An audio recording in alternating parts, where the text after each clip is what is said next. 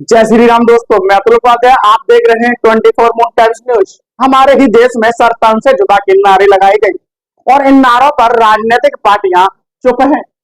कोई कुछ नहीं बोल रहा। हम आपको बताते हैं आखिरकार असली माजरा है क्या। गुंडई जूते मारना अब तक सरतन से जुदा। आखिर चंद्रशेखर रावण को ये हो क्या गया है। आखिर नगीना के सांसद को ये हो क्या गया है और उनकी पार्टी अब यह क्या करने वाली है।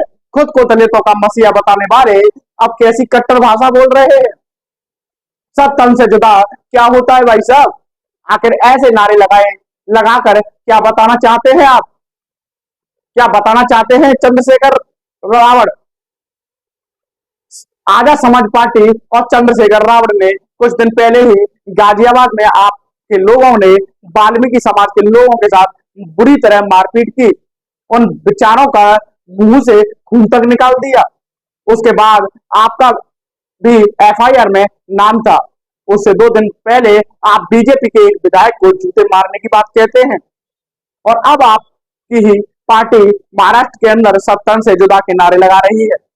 किस दिशा में जा रहे हैं आप। किस दिशा में जा रही है आपकी पार्टी। जरा गौर फरमाइए, कहीं ऐसा ना हो कि नगीना की सीट भी आपके अगले चुनाव तक ना बचे। कहीं ऐसा ना हो कि आपकी पार्टी के ऊपर बहुत बड़ा प्रश्न चिन्ह खड़ा हो जाए। कहीं ऐसा ना हो कि दलितों का मसीहा बताने वाले आप कहीं ना उस पक्ष में के ठेकेदार न बन जाए, जिसे लेकर आपका वोट बैंक भी आपसे खिसक जाए। आजाद आज से चंद्रशेखर रावण बीते एक हफ्ते से क्या कुछ कर रहे हैं वह आपको बताने वाला हूं। आज भीमा आर्मी को एक्सपोर्ट में करने वाला हूं। मैं यह आपको बताने वाला हूं कि आखिर दलितों की बात करने वाली पार्टी को ही क्या हो गया है। अरे आप तो मायावती के वोट बैंक को अपनी तरफ ट्रांसफर करने चले थे। आपको तो यह माना जा रहा था कि कोई पढ़ा लिखा नेता आया है, कोई 37 साल का युवा नेता आया है जो अब बाकी दलितों की किस्मत को पलट सकता है। लेकिन आपकी पार्टी तो किसी और दिशा में बढ़ रही है। हाल ही में चंद्रशेखर आजाद ने जो घटना की है, जिस पर एफआईआर में उसका नाम है और जिस तरीके से जूता मारने की बात कर रहे थे चंद्रशेखर रावण की पार्टी, आज महाराष्ट्र के अंदर कह रही है कि सत्तर से जुदा। यही नारे आपने इससे पहले कट्टर जिहादियों के मुंह से सुने थे। यही नारे आपने दिल्ली के नुपुर शर्मा के लिए सुने थे। यही नारे कन्हैया लाल का हुआ था। सत्तर से जुदा वालों ने क्या किया था। तो क्या आपकी भी पार्टी उसी राह पर बढ़ रही है। क्योंकि आखिर हर तन से जुदा वालों पर चंद्रशेखर आजाद मौन क्यों है।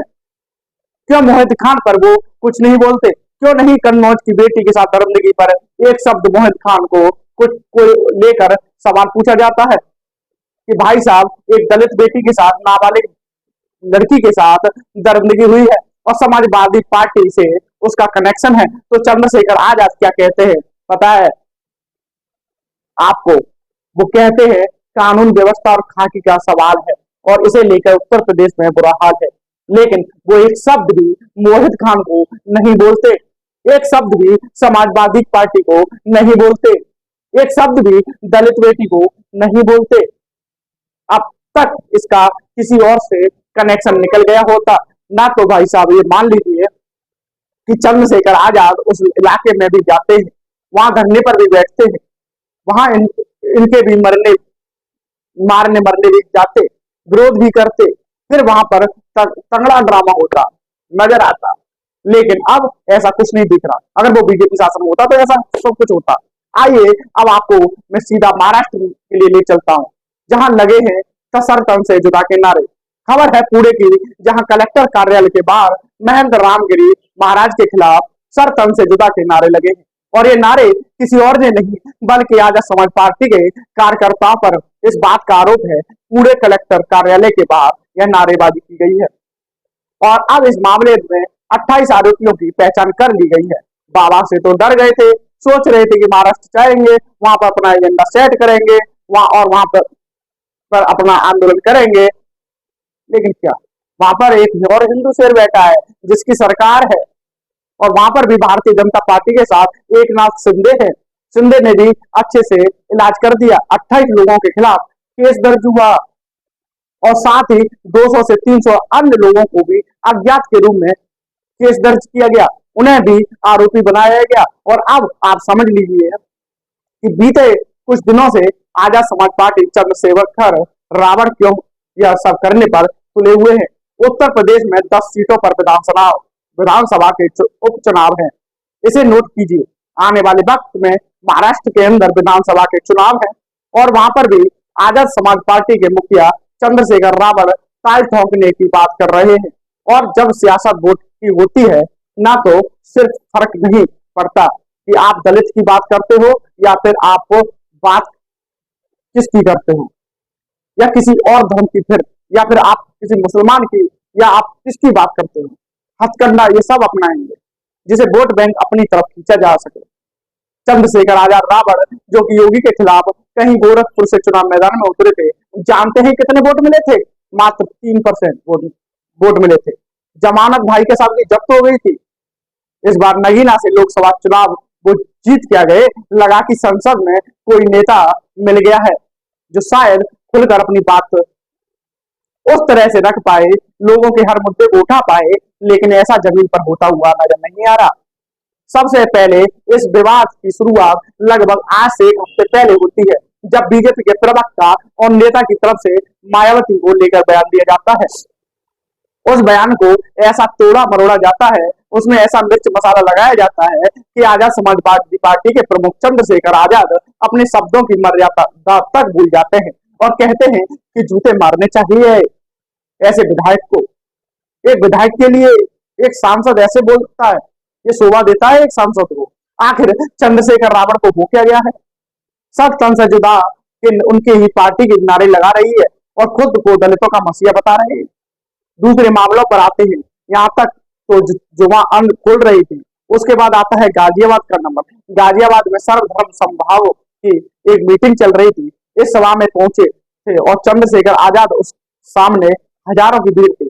कभी कुछ लोग वहां उस सभा में आते हैं, वाल्मीकि समाज के लोग थे, वो काले झंडे दिखा रहे थे और अपनी मांगों को चंद्रशेखर उस रावण की तरफ से पहुंचाते हैं। लेकिन होता क्या है वहां पर, पता है आपको? रावण का अहंकार जाग जाता है। सुनने के बजाय बल्कि उनके कार्यकर्ता डंडों से, हाथों से, लातों से उनका इलाज कर दिया जाता है, उन्हें पीटा जाता है, मारा जाता है, उनके सर फट जाते हैं, मुंह से खून निकलता है, शरीर से खून निकलता है। कई लोग अस्पताल में भर्ती हुए, लेकिन भाई साहब कोई फर्क नहीं पड़ा इस आदमी पर। अरे वो तो वाल्मीकि समाज के लोग थे, तब भी आपको कोई फर्क नहीं पड़ा। अब बीते 48 घंटे की बात है, जहां महाराष्ट्र के अंदर महंत रामगिरी महाराज के खिलाफ पूरे में मोर्चा निकाला गया। यह मोर्चा किसी और ने नहीं बल्कि आजाद समाज पार्टी के कार्यकर्ताओं ने लगाया। अपनी बात शांतिपूर्ण तरीके से पहुंचाई जाएगी।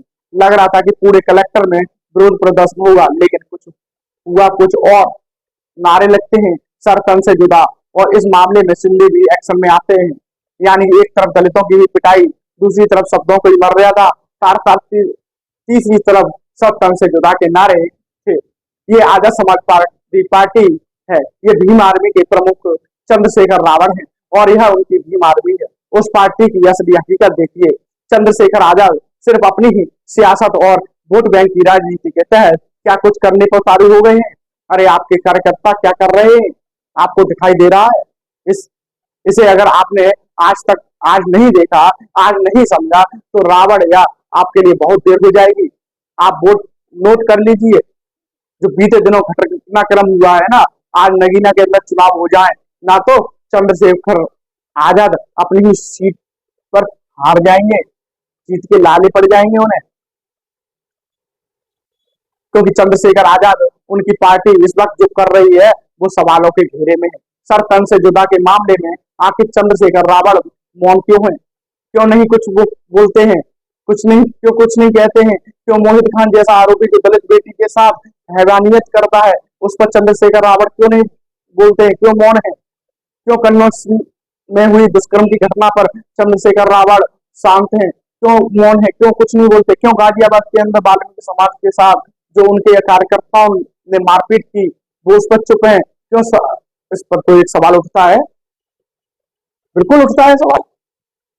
तो आज इस मुद्दे पर आपकी क्या राय है, कमेंट कर जरूर बताएं। इस वीडियो में सिर्फ इतना ही।